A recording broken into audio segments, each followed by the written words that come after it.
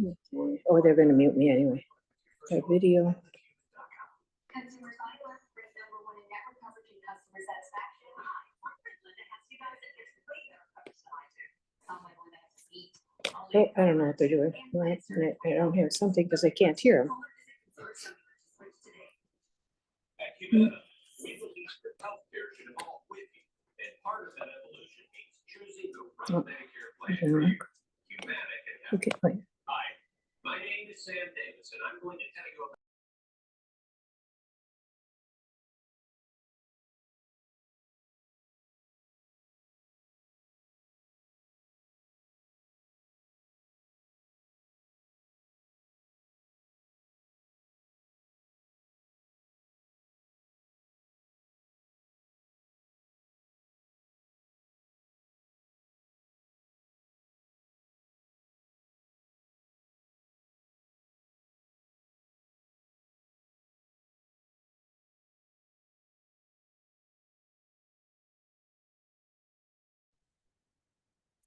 Welcome everyone to Let's Get Cooking tonight. Tonight, kind of a Spanish Mexican flair.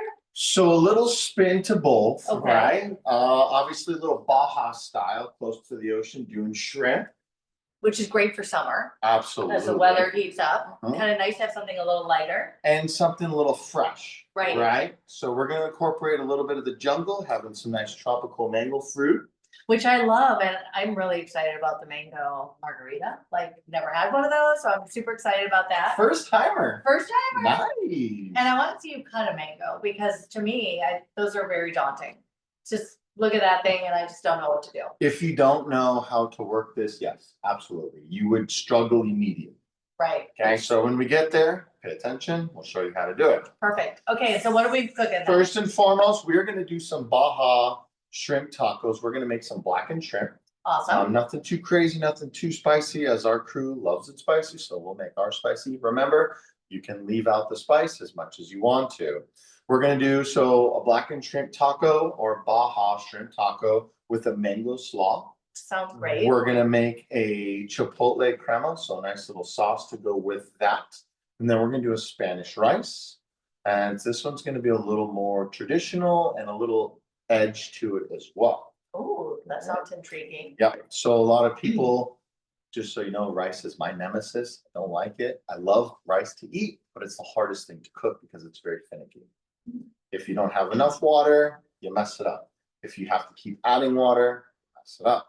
So there's a rule of thumb or finger, as they say. Once your rice is in the pot, you fill the water to the first knuckle, and you're good to go.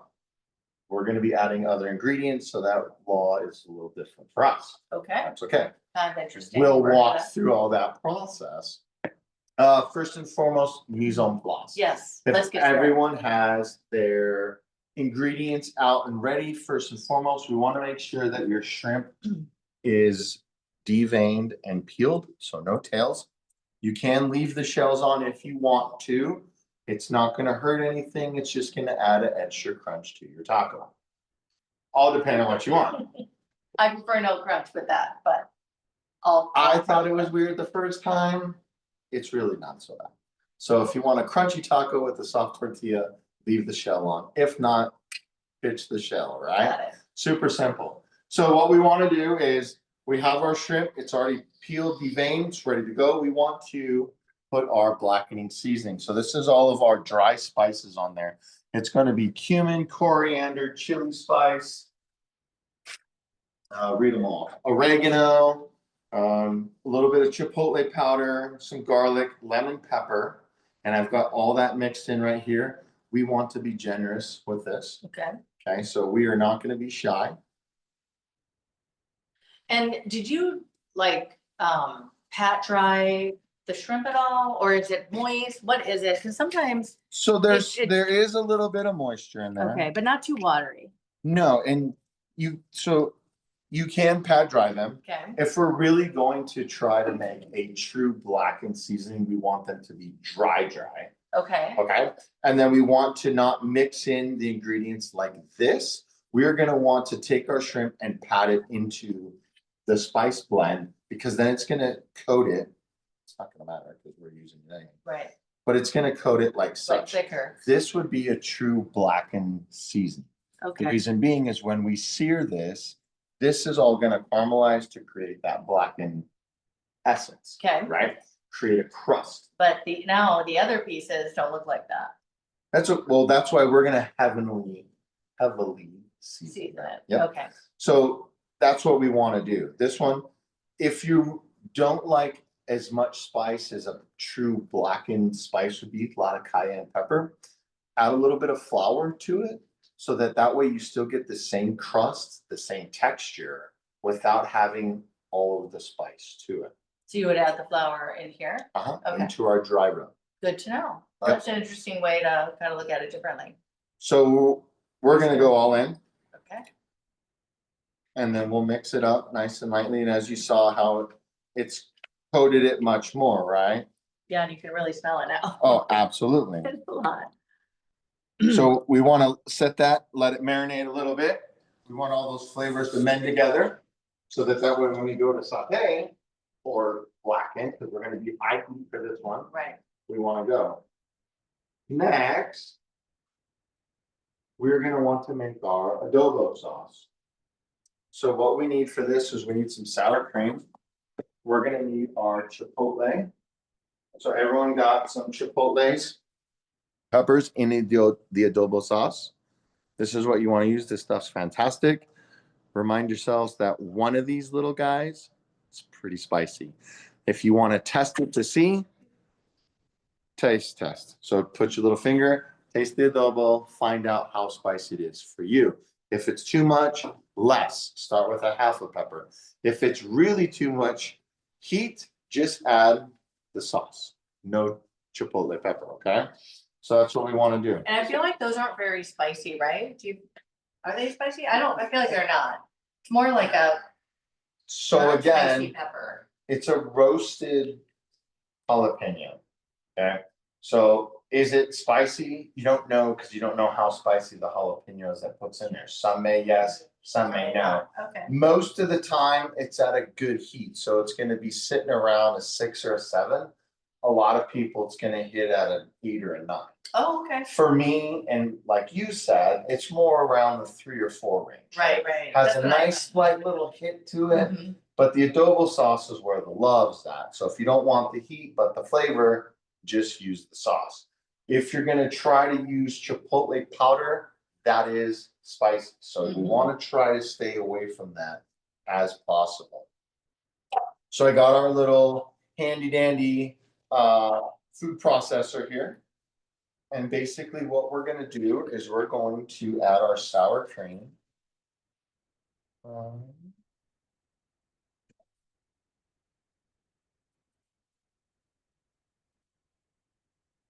And this is just gonna be our little Baja sauce, so something to help add a little bit of moisture to our tacos, so to speak. Which is great because whenever you do a fish taco or a shrimp taco, you don't want the salsa.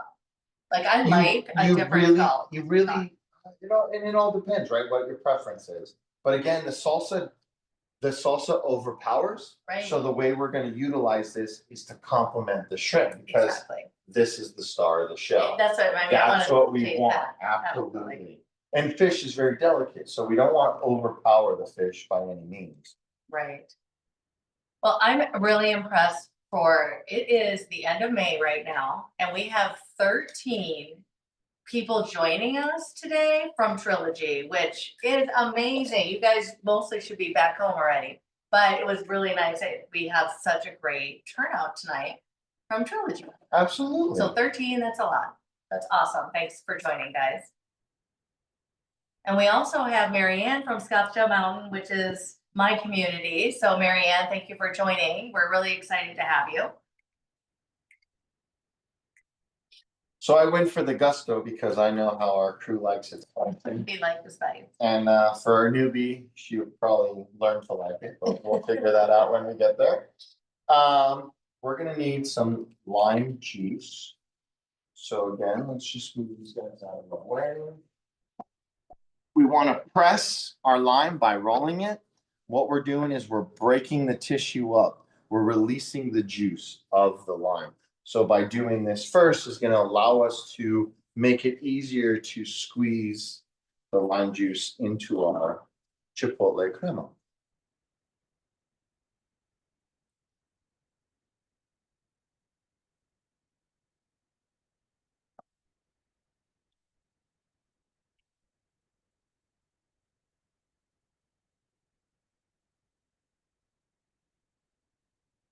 Much of that out as possible.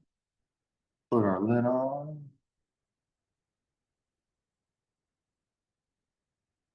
And then this guy, we're gonna wanna start with a pulse. So then that way we help break up that pepper. That's the big piece to it. If you wanna separate that. And then we can go on high. We wanna keep an eye and look out and see. So we're gonna take a peek and look to see if there's any big chunks. There's a couple in there. We're just gonna let that ride a little bit.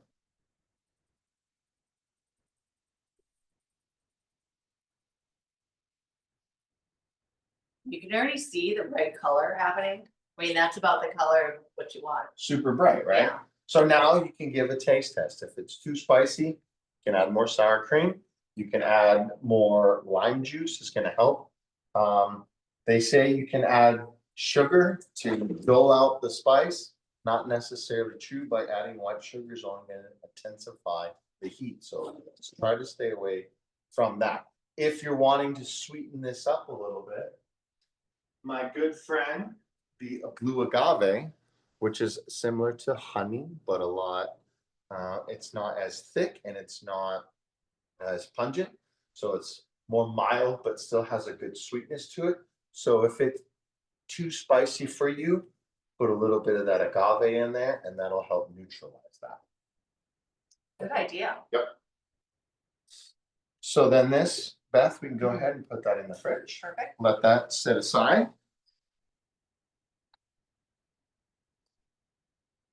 Next, we're gonna wanna get our coleslaw going.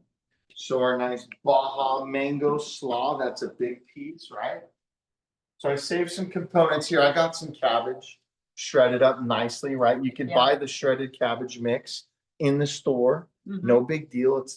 It's one step quicker to dinner. Yeah, absolutely. It's right. It's If your knife skills aren't as sharp as mine, it's 15 minutes faster, right? So that's the beauty of it. How to break down a cabbage the easiest is have your whole cabbage, cut it in half. So we're gonna cut it in quarters, so that way we expose the core, just like a pineapple.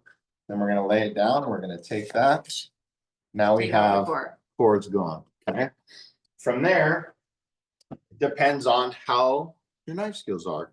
You can chop this, but we also want to remember how's it gonna be. So as you see, the lengths of shred are half of this, right? So I want to keep that consistent. So I'm gonna cut this in half.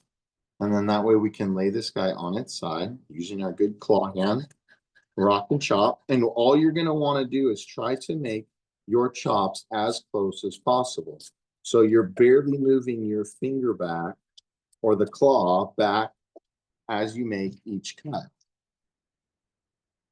As soon as you get to a spot like this, we can then change the position of it to lay it so it's more flat. So then that way it's easier to continue to make that same chop throughout the rest of the cabbage.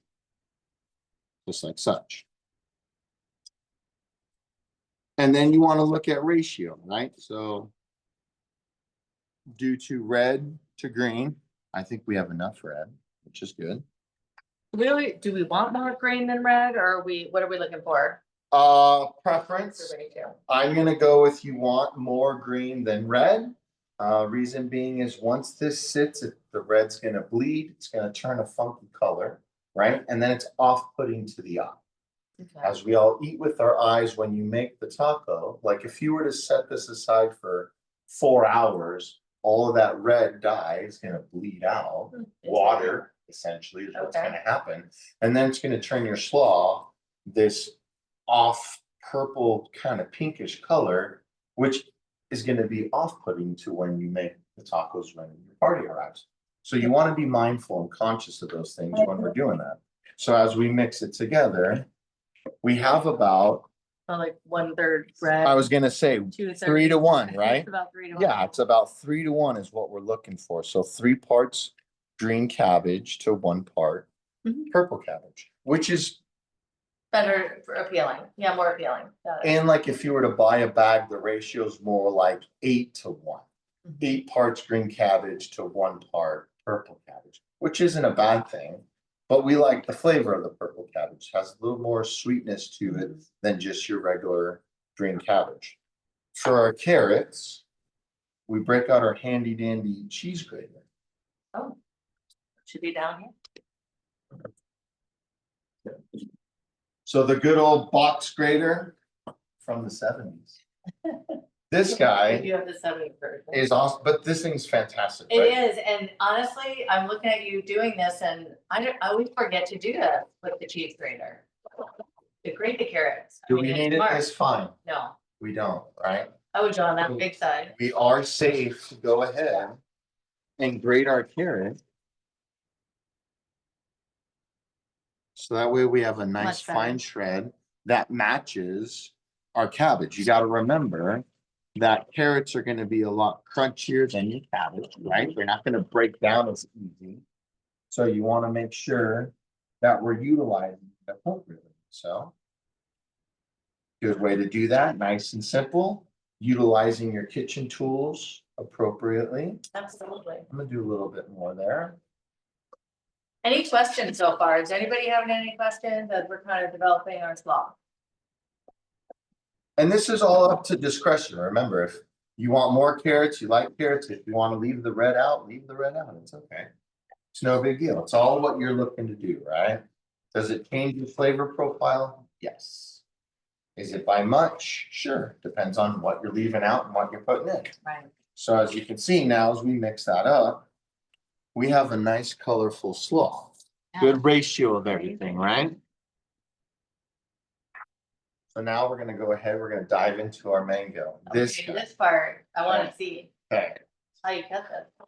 so 2 things we're gonna wanna do. First, we're gonna want to skin it, okay? Because some people cut it and then skin it. I find it easier to take the skin off first. It's easier to take the skin off a whole piece of product like such than it is to use your knife and shimmy down and take off the skin of little slivers, because that's what's gonna happen, okay? So what we'll do is we'll take off the top, we'll take off the bottom. Okay, I have a simple basic question. Can you use a peeler?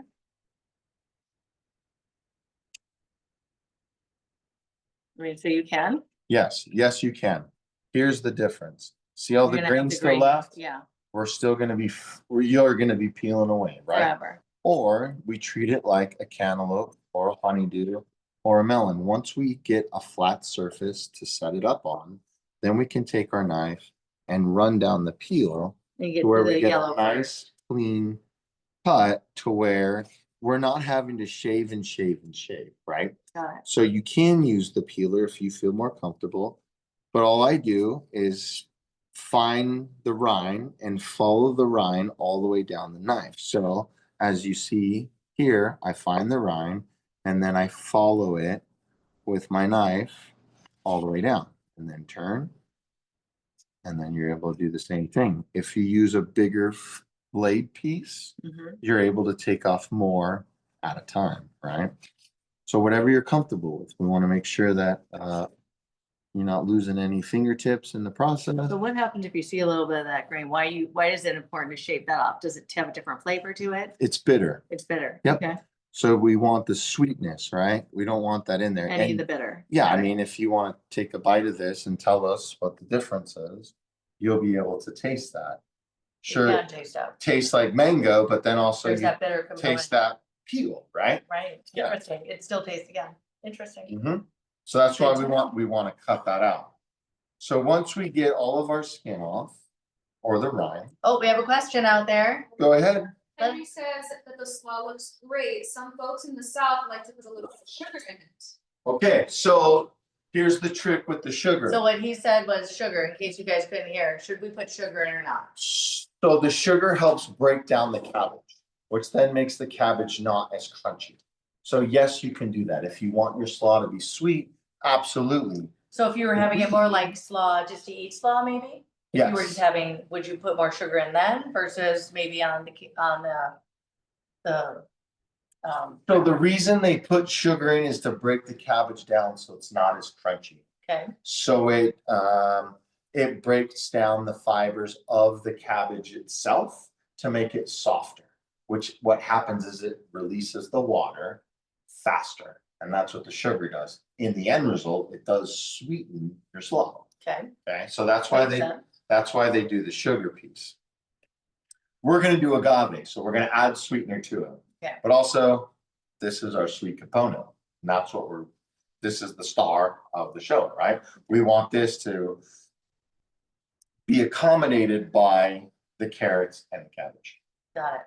Okay, so once you get your mango rind off and it's peeled up, you're gonna wanna find, there's a pit in the middle, okay? And it usually runs one direction. How do you find that? Well, cut down. See right away how I hit You hit the pin? seed? You can't cut through that. Can we? Sure. If it's too hard to cut through that, then you're at the seed. All I did was I slightly moved the knife to then follow the seed around to get the flesh of the mango. And then we'll turn it. We'll do the other side. So down. Oh, you ran into it, so then you curve it. Yeah. So all I'm doing now is trying to curve around it. So again, here you can see the seed part, right? So this guy, we want to take some of that out because it is crunchy, trust me. So then now it's not dead yet because you can go on this side. So what you're looking for when you guide your knife around is the soft tissue to follow. The seed's hard. It's a seed. Yeah. That's how hard that is, Right. right? So all you're doing is finding that soft tissue right around it. So that way, all you do is when you find that tissue, you just follow around it and then you'll be able to cut that piece off, right? So that's a simple thing to do. Once we get the flesh of our mango, we're gonna wanna dice it up.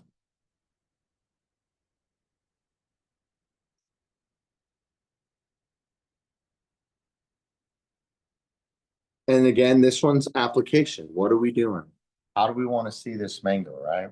We wanna see it, we wanna know it's there. Since this guy's a little thick, what we'll do is we'll cut him in half. And we're gonna julienne. Just so that way we can then make a small dice. Once we turn it. So we can create the size that we want. You could turn these ingredients and do bigger chunks of mango and slightly bigger slices of cabbage and then turn it into a salad. So we're making a slaw to accompany our tacos, but you can turn it into a salad at the end of the day. So that's another piece to utilize. Chef, what's a tip to pick out the perfect mango? Ooh, to pick out the perfect mangoes. That's actually a great question tough, because okay? how do you know from the outside like this? Okay, so There's colors.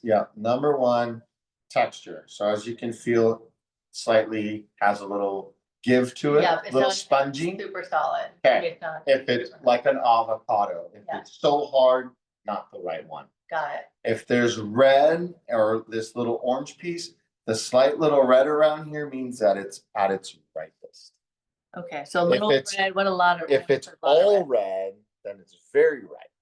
So it's gonna be super sweet, but it's also gonna be more mushy. Okay, So we're looking for something that it's starting to ripen up, which means like a blueberry, once you pull it off the vine, in this case, tree, it's gonna ripen a little bit more. So the sugars are gonna develop a little bit more. It's gonna soften the tissue. We want a slightly firmer mango for our purpose. okay, so it's easier to cut, easier to eat, having little pieces. When it's mostly red, it'll be more mushy. What's a Right. better application for the mushy? Your smoothie?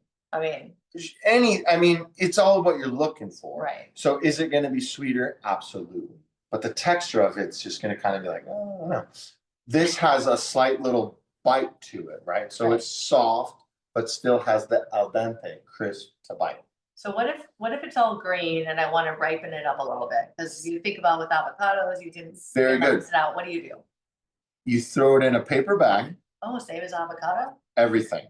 What happens is it's releasing gases. If we capture those gases and put it in like sunlight, where we can create a warm moisture, because what's happening is the bag captures the gases that it's being released. Right, What happens is the heat is gonna ripen it, expedite that process, so make it faster. so paper bag in a warm place will ripen your mango. Your banana, Or- your mango, your melon, everything, right? So that's your trick to your fruit process when you're trying to ripen it quicker. Good If to you're know. not looking to cut it in 2 days, just leave it on the counter and let it do its thing. Try to pick one that's not gonna be green. Again, you don't know until you get there. Right, Might look good on the outside, but when we cut into it, might not be exactly what we're looking for.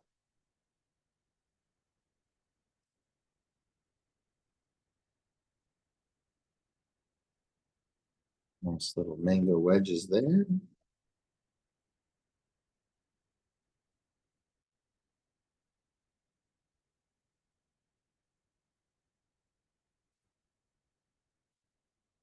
Hold on, this guy. so what's my ratio of mango to red and green and carrot? I think so as we stir, right? Yeah. I think we got a pretty good ratio of Like, it's not three- overpowering. 3, 1, 1, 1. So 3 parts green cabbage, 1 part carrot, 1 part red cabbage, 1 part mango.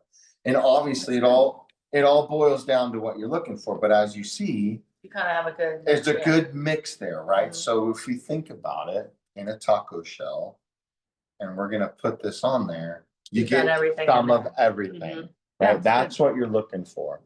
You want some of all of it in every bite. Right, That's the big key to it. And that's why we cut it the way that we cut it, so that way potentially you get a bite of everything in every bite. So then for our little dressing for that guy, we're gonna need some jalapenos, because we like to spice it up around here. yes, we do. I see. We're gonna need, And those, I mean, look, those are pretty finely chopped. so this is So a you wanna mince. really mince. Yes.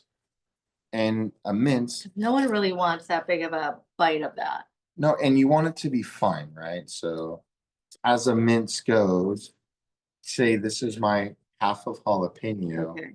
I'm cutting the slices very tiny this way, Yeah,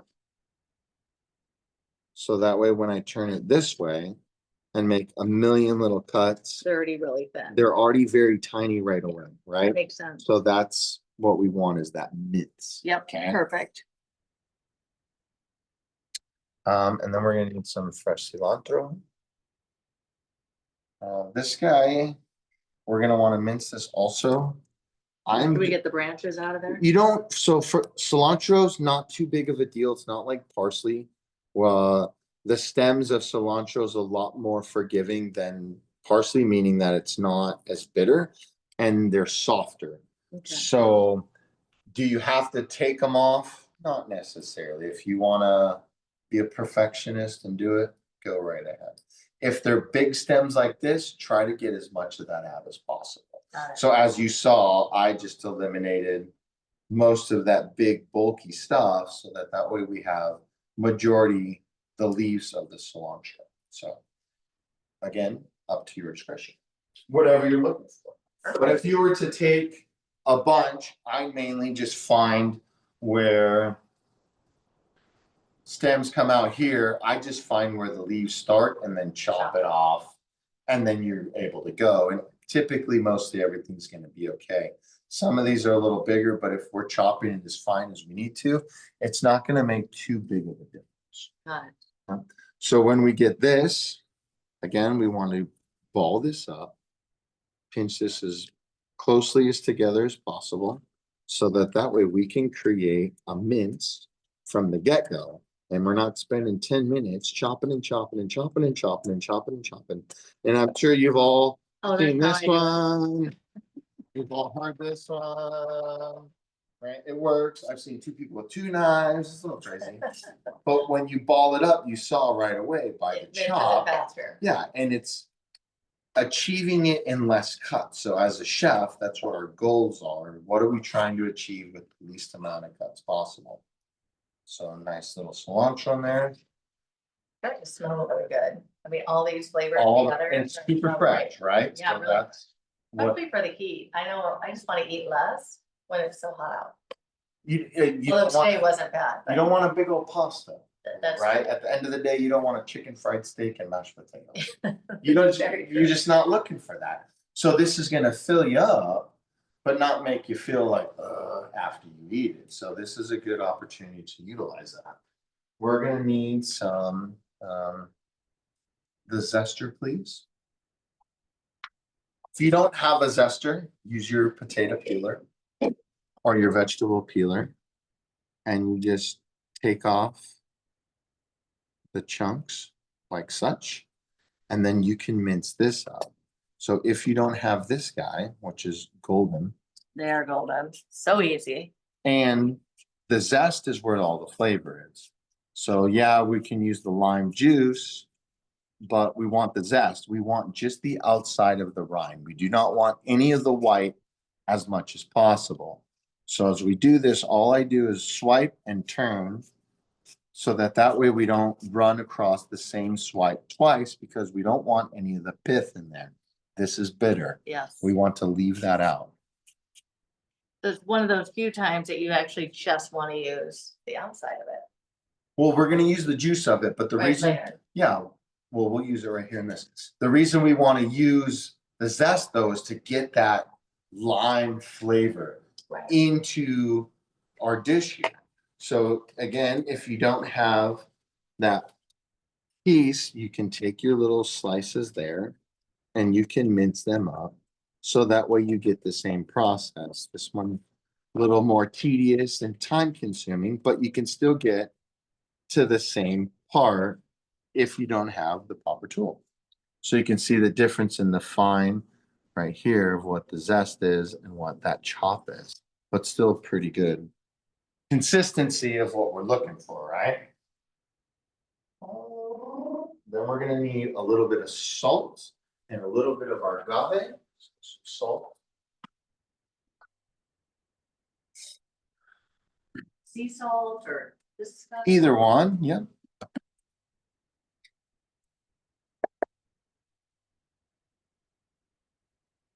And salt is to help enhance the flavors, to mend it all together.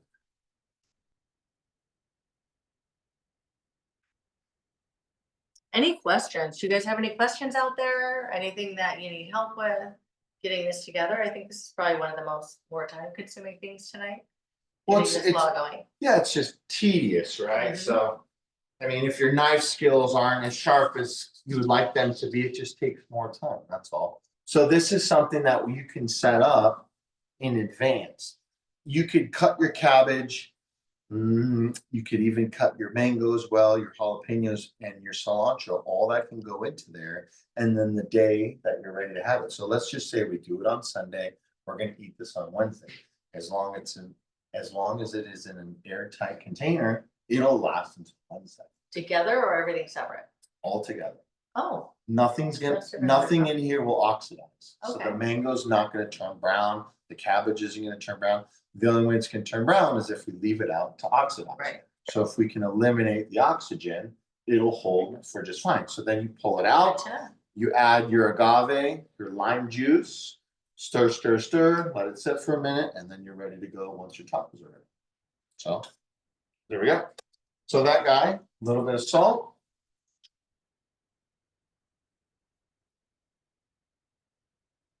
Stir it up.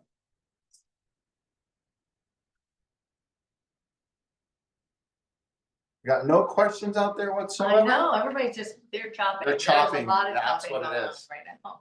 So as you can see now, as we're mending all this together, all that flavor profile, right? So we do want to do this and then let it sit a little bit. I don't recommend adding your liquid, meaning the agave or the lime juice, too soon, because then it breaks down the cabbage more. I prefer to have a little bit of crunch when we're eating the shrimp taco. Got it. And that's where we're getting the crunch from, is right here. Also that freshness, right? Yeah. It smells great too. So this guy Flavors are set really aside. We can put it, you don't have to put it in the fridge, Okay. but we'll throw it in there just for fun. Perfect. Okay, next thing's next. Let's get our rice rolling. Yep.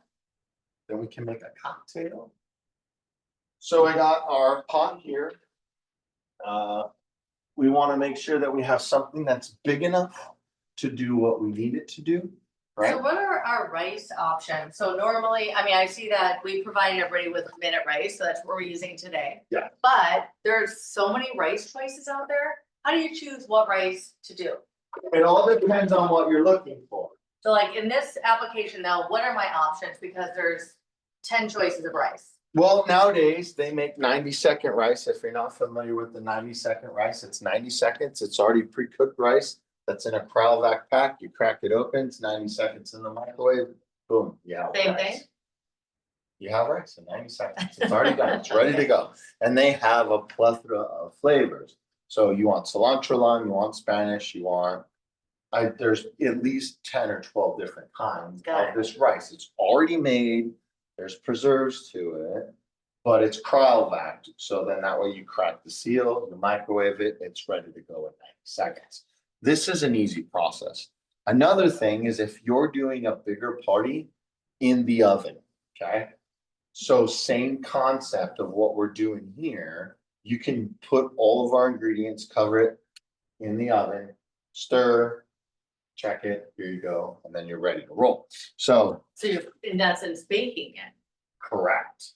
Oh, that's interesting. So you don't have to do it stovetop. When you do it stovetop, you gotta remember there's direct heat from the bottom, Right, which is gonna cause burn if you don't stir it. right. In here, it cooks a little more evenly, as long as you're not overcrowding this pan. Which means if you do rice in a pan like this guy, I recommend you go no higher than 1/3 of the pan height in rice. And then you'll put your water in and that'll give you pretty much a full pan of rice. And that right there will feed 20 people. Got it. And I think we had a question from the crowd, from the people on. Sherry says it's a beautiful and colorful dish. The slaw? Yeah. We haven't got there yet, so just tune in and We're we'll see gonna have what the more end is. color. That's right. Add more color. So in here, I'm gonna need a little bit of oil, please. Oil. So here, what kind of oil? Anyone will work just fine, as long as it's not sesame. Virgin olive. That works good for me. So what we're gonna do is we're gonna saute our onion.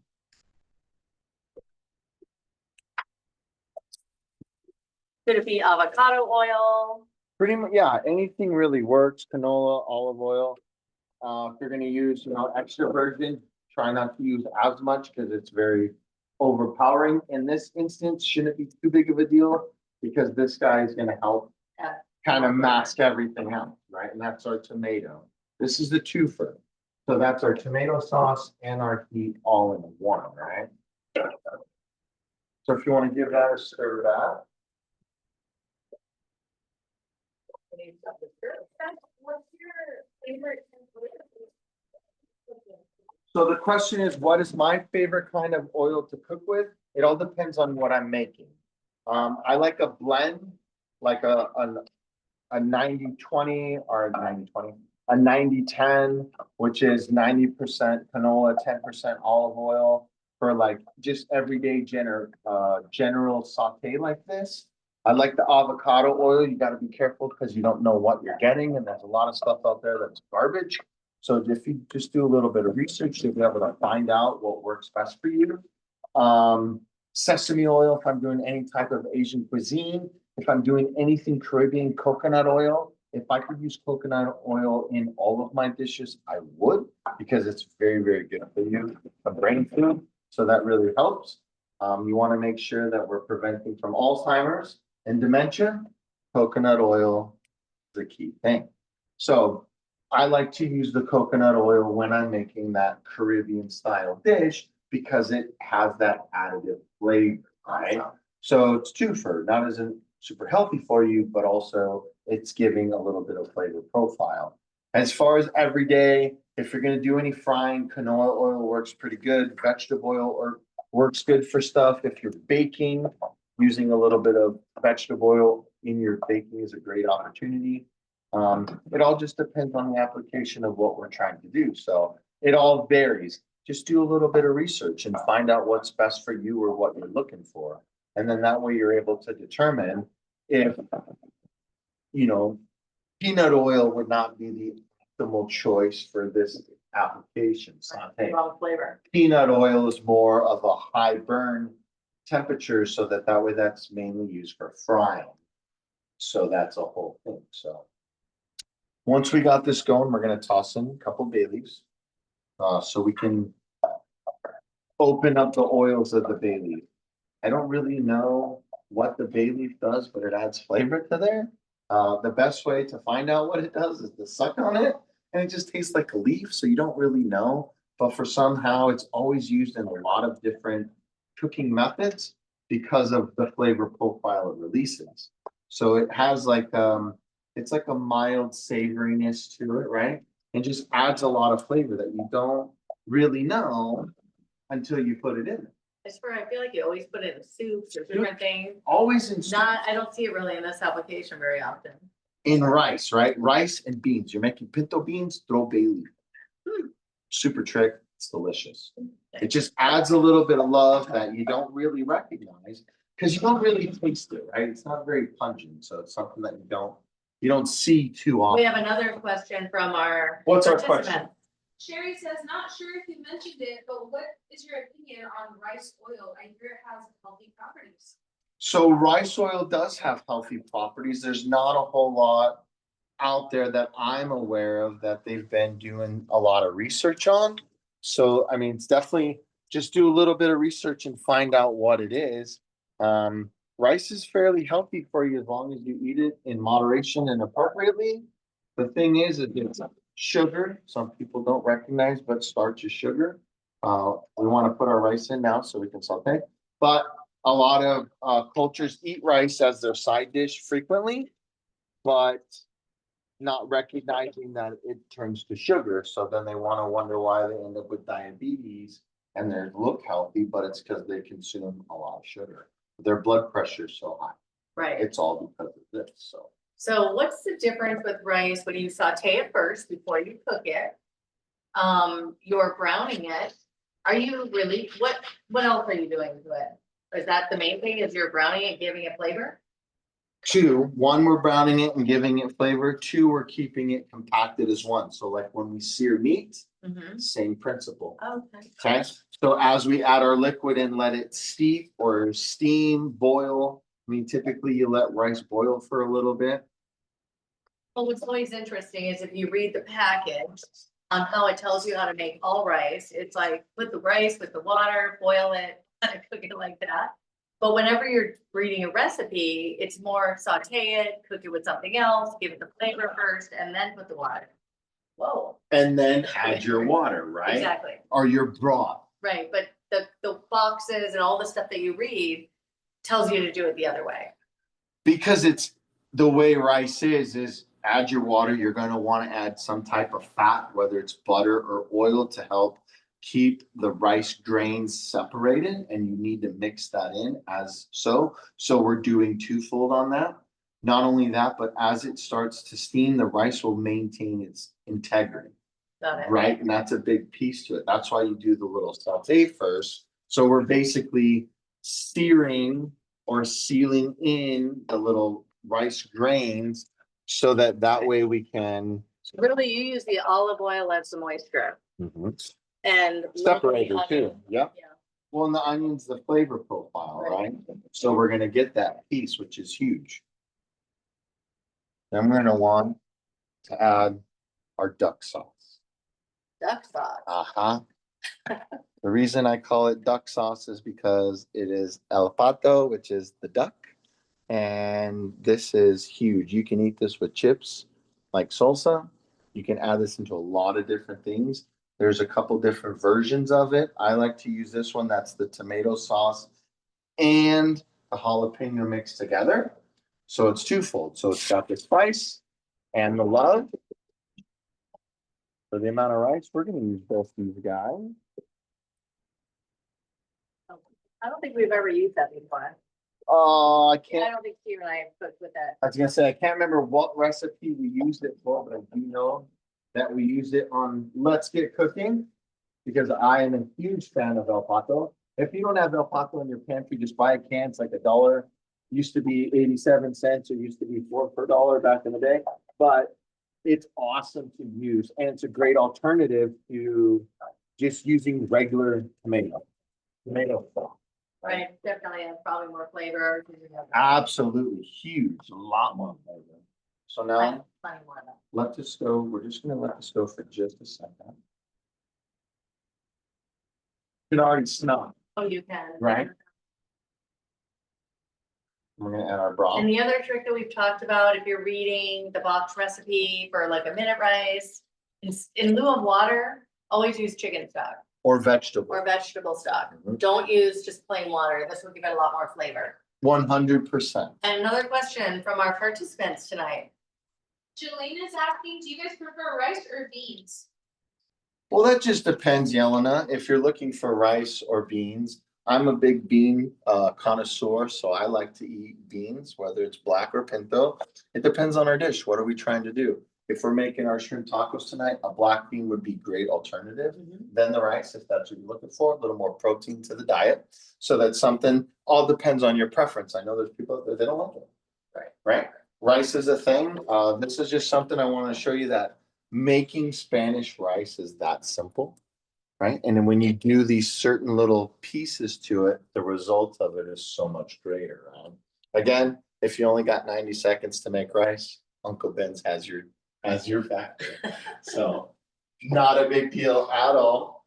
So while we're cooking the rice, we probably should make the We're- mango margarita. Yep, while our rice is going, so all we're doing now is I'm gonna bring this up to temp, Okay, which is gonna come to a boil. We're gonna turn it down to a simmer. We'll put a cover on it. We'll let it simmer for 6 minutes. I don't know, a minute rice takes a minute. That's what they say. It'll be a fast process, but I would show you the finger trick, except this one. Since we have the tomato, we've changed the viscosity. right. So it's a little bit thicker, which is okay. But again, rice, put your water in to 1 knuckle of your rice and let it do its thing. Perfect rice. That's what they say. I like the idea of the baking too, because that's a great alternative if you don't want to watch it. So, And it's harder to cook rice for 20 people in a pot like this. right. It's easier to do it in the oven because it turns out better because of the way that it is cooked. So instead of direct heat from the bottom and then steaming it from the top in the oven, you get that surrounding heat that has more of an even cooking process. Very good question. Let me get a couple glasses. All right, once that comes up, moving right along, we're gonna make ourselves some margaritas.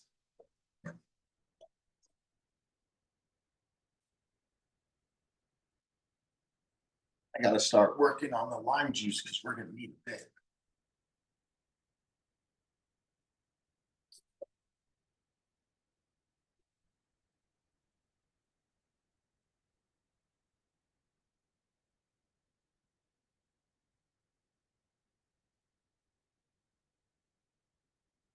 Pulling out the margarita glasses. We haven't used them in a while, so make sure that. You're not much of a margarita drinker, so that's not a problem. I'll just get this tidied up. I don't think we're gonna need a shaker for this. Do you think? Want me to grab one or? Yeah. Yeah. Yeah, that way we can shake it all up. Shake it.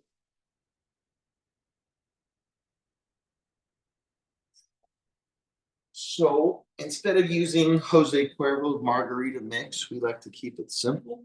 We like to keep it fresh. we are creating our own sweet and sour by fresh lime juice and the agave nectar. That's always a bonus. Do a couple more for fun. Got any other questions out there? How's everyone working so far? Everyone's working along. We got the rice going. Oh, I can hear. Ice in the shaker. Absolutely.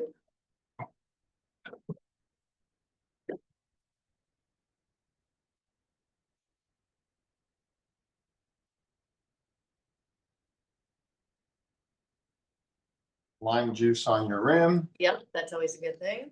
Oh, we made Actually, you made your own tahini? we found tahini. We found it? We have tahini. Oh, Look at that. So all we have here, I started to make my own seasoned blend like tahini. And then I stumbled across the tahini, so it made it a little bit easier. And so what were you gonna do to make your own though? Well, how were you gonna do? all I did was use basically the same ingredients. I used Margarita salt. I used a little bit of chili powder. I used a little bit of cayenne pepper, nothing too crazy. And then we're gonna allow the lime juice to do the rest, right? And lime juice around. Yeah, so if we juice the rim, it allows us to stick whatever. If you want a sweeter version, sprinkle some sugar in there, you're gonna be okay. Everyone does this method. I think this method works a little bit easier. Voila. Like pretty. such. Okay, for this guy, this, we're gonna need. Now that our rice is here, let's let it simmer. So did you turn it down? Yep, I turned it down.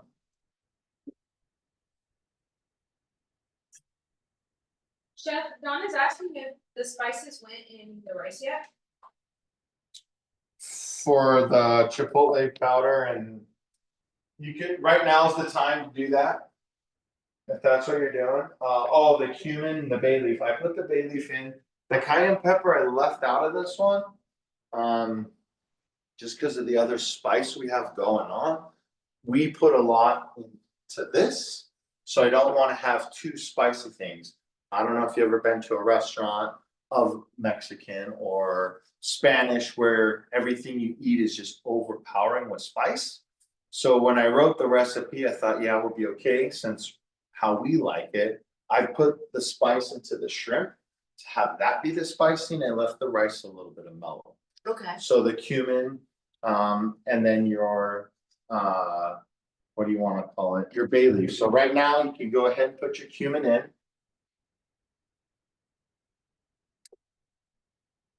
It's a Russian roulette over there.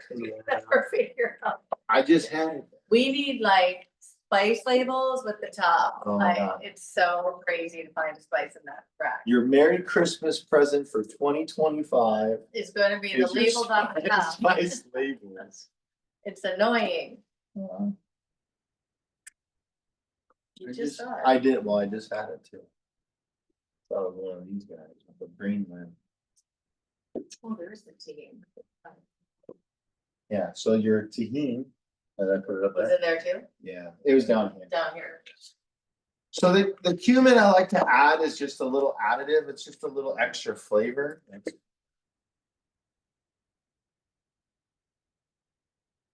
And It's just then- something a little different, And then right? the cayenne to your taste. Yeah, the cayenne's gonna add more heat, right? So taste it now, just put a taste. The El Pato has a nice kick to it. So again, I don't want, when we eat, that we're sweating bullets. It's already hot enough outside. Let's save that for that. So for us, we put the heat into the shrimp because I want that heat there, accompanied by the slaw. Right. Okay, so Absolutely. then that's what's the difference of it, right?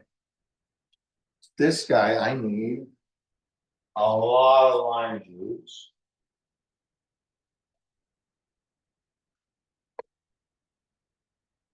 Also use a lime squeezer. Yeah, oh, Any of absolutely. those However, things, whatever makes the it tool, easier. the tool of the kitchen tongs always works good too. Remember that, you just put this in between tongs and Right, squeeze it. Squeeze it, yep. I mean, if you want to use pre-made margarita mix, you can. It's just different because it has more of that sourness. The unnatural sour, Right, I'm not a fan of that. right. So I like this to be its natural sour. You want to grab one of those mango nectars there? It's like a kid's drink. It is. It In your lunchbox. does look like that. So Yeah, that's picture of a squirrel. how much fluid ounces is that guy? 7? Plus the 9. 8. Okay, so half of that guy is gonna go into there. Like, how do you even open that? Use your multi-tool here with your chef's knife. You're gonna wanna give this a good shake before you do that. Because nectar's gonna have the settlement at Oh, the yeah. bottom, right? Feels like that. Ooh. This guy's 1 or 2. This guy's 2. So we were talking 2 about, this ounces. is just like a silver Patron. You could also use a reposado if you wanted. Yeah, so most margaritas, everyone likes to use the silver because it's very mild in flavor. Right. If you want a little more depth to it, then use a reposado. Any reposado really works. This is high priced. It's not as good as other tequilas that are out there. Just a little tip. Tres Amigos is one of the best tequilas that you can buy. It's very, Portable, very affordable. good to know. They win so many, little bit of Real from agave, triple sec. a little bit. Yep, we're gonna need one of those, I believe. And then we have a kind of a topper to make it more of a Cadillac. If you want to go to Could I that Grand Cadillac or Marnier? that presidential, so this one's gonna be 1.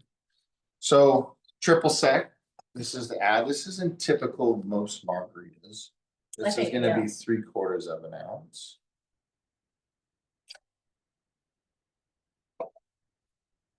And then again, if you want to float the Grand Marnier on there to elevate that, by all means, go right ahead. Did you put agave in there? Yep, I put Okay. this this way. You want to put ice into our broth there? Check on our rice. As you can see, our rice is coming along, right? And minute rice, it cooks so quickly. You can lid it if you want to for this. I mean, we don't really need to, so we're just gonna kind of let it slowly do its thing.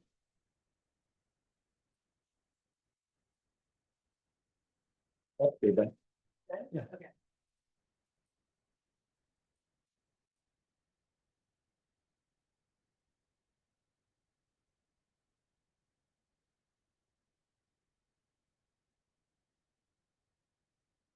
Don't eat that whole thing. Overnight.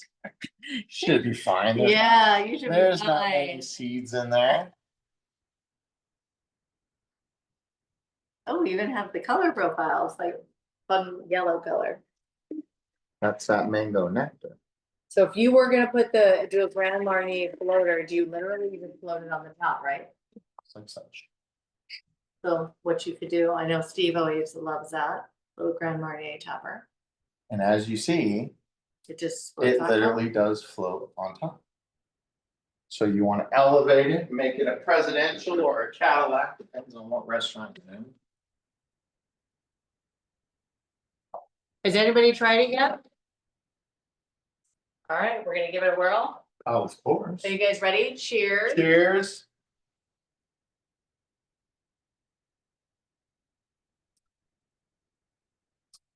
Oh, that's delicious. That's pretty solid. That's a good one. Okay. I like it. All right. Totally different flavor than the typical. I actually feel like that's a little smoother. Yeah, absolutely, because we didn't use the mix. Right. It And I don't doesn't- even, yeah. It doesn't have that, I don't know, for me, I don't like the margarita mix. No, me too. I like it. I definitely love the lime juice. Super fresh. Yeah. And then again with the salt, you want more, whatever you want to do, right? Yeah, that was really good. So this guy, I'm gonna turn it off because I think most of our liquid's already gone. Yeah. We're gonna let it steam up. And then we're going on to shrimp. We'll put a lid on it. Yeah, you want to turn that guy on there, nice and high. What'd you guys think of that maple margarita? Anybody try that yet? I'm sure everybody's tried it earlier, but what do you think? Any thumbs up? I think we have a quiet group tonight. It must Real be quiet. The summer quiet. Everyone's working along. John said it's super yummy and Amy said it's fantastic. Oh, love it. This is for our tortillas. Okay. Okay. So everyone needs a tortilla pan, especially if you live here in the valley or in Rio Verde. It's just as close. Dawn says that she loves the mango and Sherry says anything with mango, you've got me. Nice, Oh, love it. nice. So this one, we're gonna go a little bit of oil. Good amount there. Remember, we want this to get nice and hot. You wanna grab some tongs there. You got some thumb. He said that he wanted a couple days ago from our email and he said it was great. Nice. He beat us to it. We like that. Yeah. We like people to sample it out.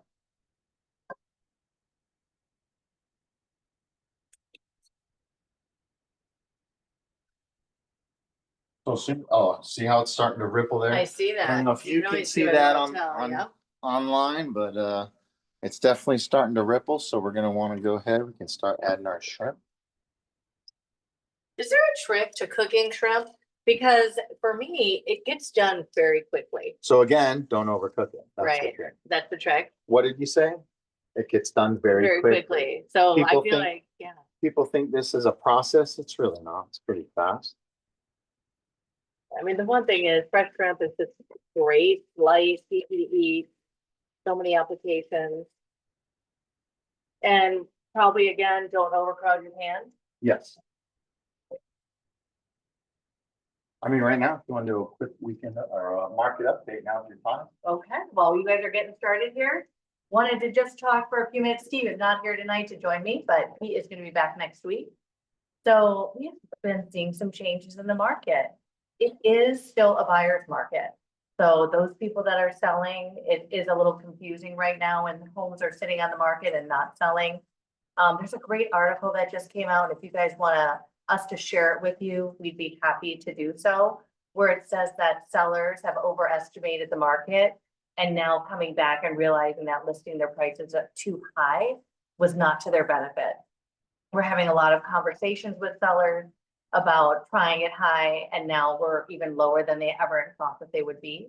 So I think to me, we want to listen to what the market is saying and listen to your advisor. Hopefully it's our team, but if it's not, it's someone else. Really price your home under current market conditions so that you will sell it. And that's really, really ultimately what's going to happen.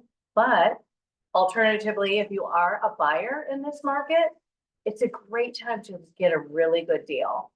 So if you are in the market to buy, definitely come out, check us out, come out and talk to me. I'd love to show you what's available. And even though our summer season's a little bit slow, we have some sellers that are pretty motivated. It's a great time to buy and get that next investment property or just buy a property yourself and live in it as a primary. So just wanted to share with you that it's still continuing to be a buyer's market. So let's get out and buy because now's the time. All summer long, it's a great opportunity to buy. Not the best opportunity to sell right now, but you can still sell your home, especially if you bought it right. So let's get back to our trip. All right, let's get back to cooking, huh? Yeah. And as you saw, Very quick. at just a quick market update, we are ready to roll. All I did was quickly turn these guys Wow. and you can see these ones in the middle, they're definitely ready to rock and roll. Just like that. With the seasoning on it, how do you really tell that they're done? One, how it curls. Okay. Two, I can tell by the texture of right here. So if you see how completely white that is, That's it. done. You see how this one is not, how you see that little bit of clear that's in there as opposed to completely white, right? So that's what you're trying to see. So if it looks raw, then we're not quite there yet. Once it's fully white, you're absolutely there. Wow, that was great. And we're using 3140 shrimps, I believe, today, which is, they're a large, technically is what the size would be. I like to use this size 4 shrimp tacos because you don't have to cut them Right. and they're perfect to get a bite of shrimp. It's not too small and it's not too big, right? Because oftentimes I like to get the bigger one, but then it almost like wouldn't fit in the shrimp. I mean, In the taco shell. So again, the bigger shrimp, the better.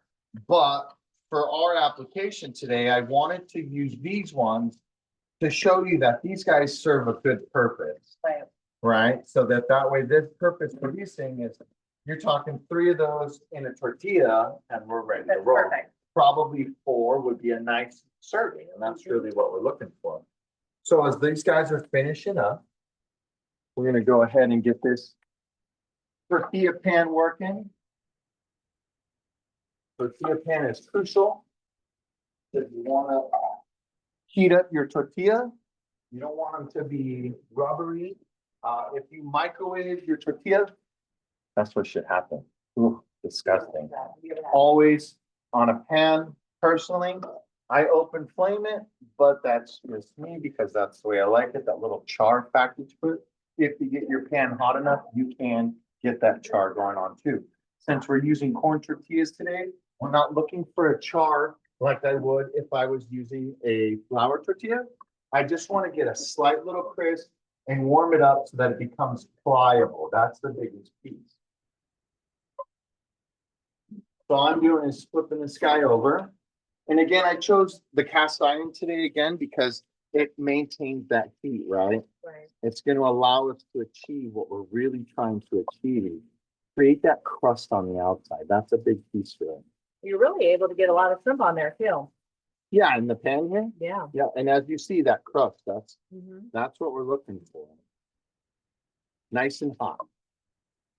I think it gives it that right there, the great flavor profile. It does. It enhances that. It's because of that sugar content that's being released from our season blend and the shrimp itself.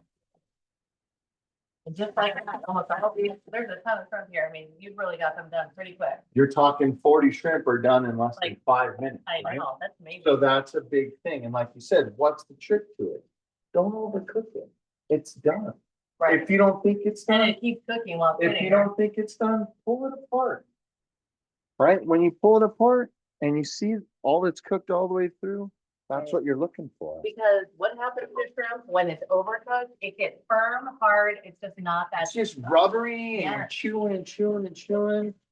And that's the biggest thing that people don't like is because that's how they They get it. experience, Mhm. right? So we're gonna pop this out. These guys are ready to go. Awesome. Then we're just getting our tortilla and we're ready to roll. That's it. Our tortillas are ready to roll. You want to go ahead and grab our slaw and our Baja sauce out of the fridge.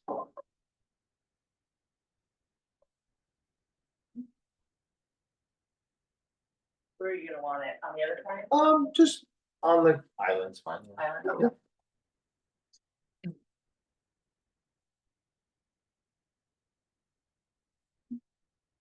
So with these guys,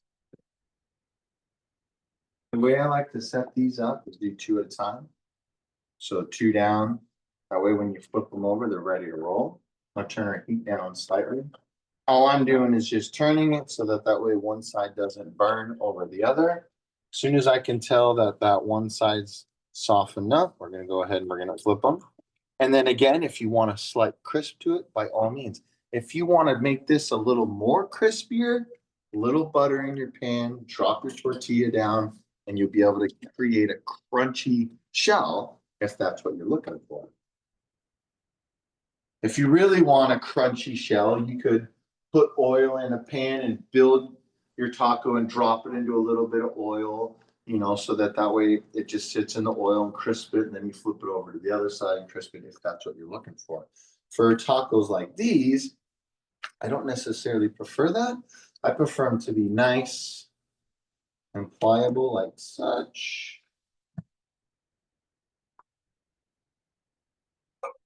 My taco, I lost.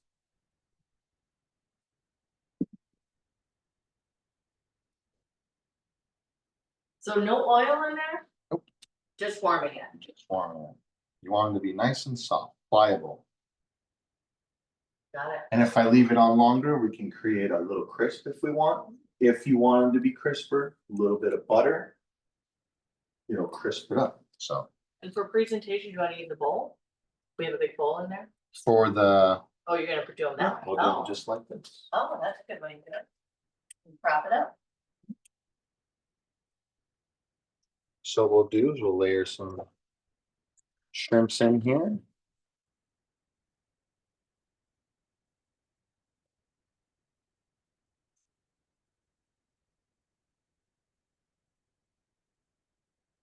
We'll go 3 a piece, looks like a good amount in there, right?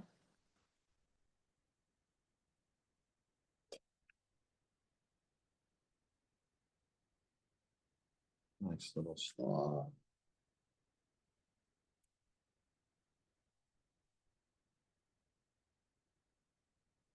You can see, like I was saying, see all the water content from the cabbage dripping out of there?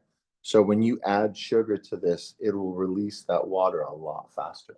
And that was only sitting in there for what, 20 minutes? And we didn't add sugar. Right. Interesting.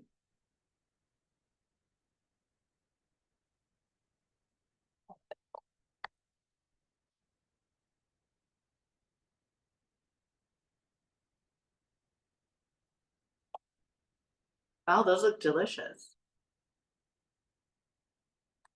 So this, as we put it into the refrigerator, it firmed back up. Right. From the, what do you wanna Blending call it? Yeah. From the sour cream.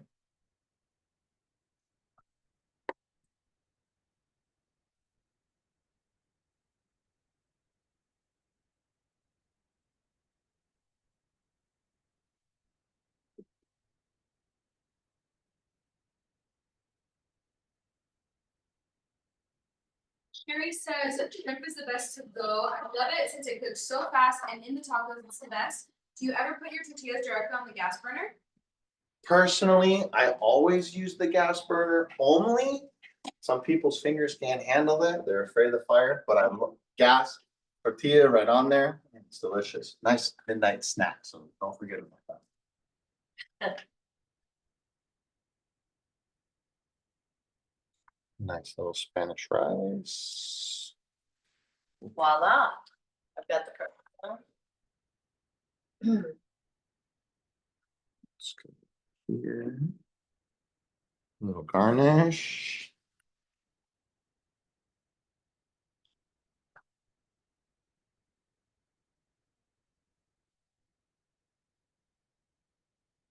Set up there.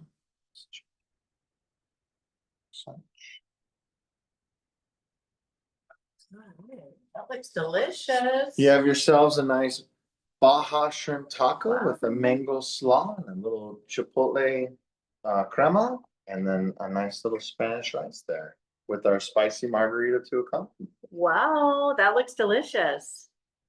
And coming up June 25th, we've been talking about mixing this up a little bit, but we're gonna have steak with blood orange chimichurri. So what we're gonna do is we're gonna take the Brazilian steakhouse concept Okay, and bring it to your kitchen. wow, that sounds like fun. Little zazz to it, little something different. So basically making a traditional Brazilian steakhouse steak. Okay, We're gonna change the steak slightly, and then we're gonna serve it accompanied with some Caribbean fried plantains. ooh, Yep. we've had that before and those are amazing. They're It's something that we just don't usually cook, so. And you forget about it. You Like, do. just don't even think about that being an option, and it's awesome as a side dish for some dishes like that. So, Absolutely. And we're working on our drink menu for next time, so we'll surprise you with that. So thank you guys for joining and thank you for always being so loyal to us. We love seeing you here. Enjoy your dinner and thank you again. Anything else you want to add? No, thank you so much, everyone, for joining us, and we'll see you Thank again next you. month All right, have a great night. on Let's Get It Cooking. You too.